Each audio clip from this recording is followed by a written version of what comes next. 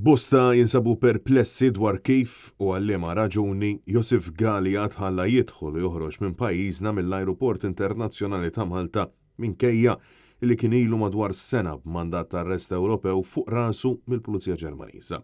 Dan hekk kif il-konsulent tal-gaming li fl-aħħar jiem spiċċaw kol infittex mill-qrati Maltin ġie arrestat fl-Italja mill-Gwardja di Finanza. Arrest li seħ ftit tal-jemilu fuq każ separat brabta ma' investigazzjoni mwettqa mill-Pulizija Ġermaniża rigward evażjoni ta' taxxa.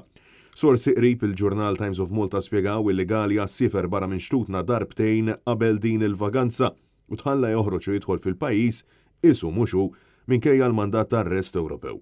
Diversi persuni staqsow kif din il-persuna tħallit tagħmel dan minkejja l-mandat ta' arrest li kellu fuq u bil-poplu jistenna tal-inqas spjegazzjoni mill-Kummissarju tal-Pulizija Angelo Gaffa dwar x'wassal għal dak li qed ikun diskritt bħala fjask. Gallia ġie arrestat waqt li kien vaganza fl-Italja ma' grupp ta' ħbieb u kombinazzjoni kien hemm miegħu l-eks Prim Ministru Joseph Muscat. Il-ġurnal Times of Malta inevitabilment staqsa lil Muscat dwar dan kollu. L-eks Prim Ministru jisħaq illi ma kellux idea illi Gallia kellu mandat ta' arrest fuqu u li jafu għax huwa l-arus ta' ħabiba tal-familja. F'nifsi ieħor madankollu huwa qal li qatt ma kellu relazzjoni professjonali jew personali miegħu.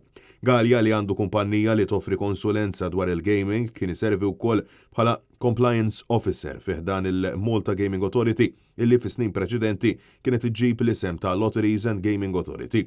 Josif Gallia inħarriġlu wkoll mandat ta' arrest minn Malta rigward allegat racket ta' leaks ta' informazzjoni sensittiva mir-regolature illi kif jinsab suspettat illi għadda din l-informazzjoni lil xi persuni interessati kif ukoll brabta ma' ħasil ta' flus u evażjoni ta' taxxa. Net News bat email lill-Kummissarju tal-Pulizija Angelo Gaffa b'sensiela ta' domandi dwar dan il-każ. Madankollu sissa għadna mingħajr risposta.